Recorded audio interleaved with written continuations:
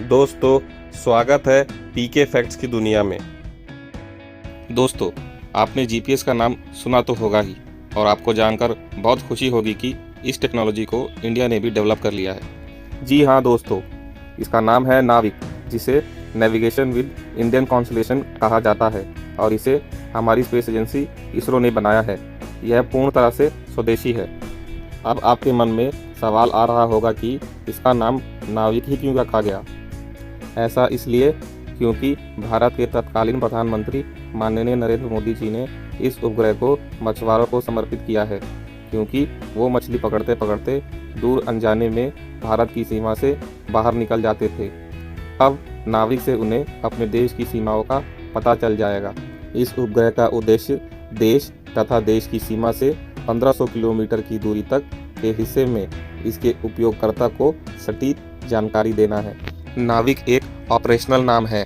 इसके उपग्रहों का नाम IRNSS है, जिसे Indian regional navigation satellite system कहा जाता है, जिसमें से 3 जियो स्टेशनरी ऑर्बिट में और 4 जियो सिंक्रोनस ऑर्बिट में स्थापित है। 7 सैटेलाइट में से 4 ही सैटेलाइट इस काम को अंजाम देते हैं।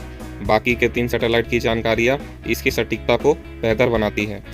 पहला उपग्रह IRNSS-1A ने भारतीय समय अनुसार 1 जुलाई 2013 रात 11:41 पे उड़ान भरी थी, जो कि करीब 20 मिनट के बाद अपनी कक्षा में स्थापित कर दिया गया था।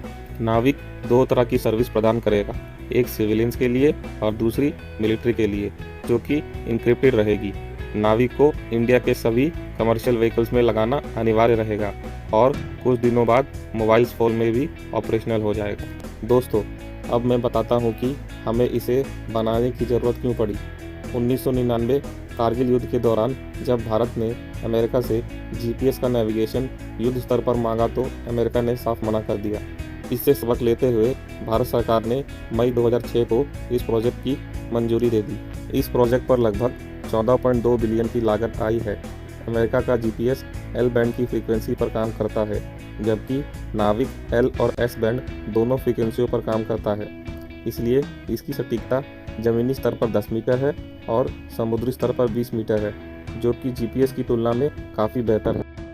आगे इसरो जिन्स पर भी काम कर रहा है, जिसे ग्लोबल इंडियन नेविगेशन सिस्टम कहते हैं। जल्द ही 24 उपग्रहों के साथ इंडिया पूरी दुनिया को अपना नेविगेशन सिस्टम की सेवाएं प्रदान करेगा, जैसे आज जीपीएस दे रहा है। अगर आपने कुछ नया और कुछ अच्छा सीखा तो इस वीडियो को लाइक और सब्सक्राइब करें।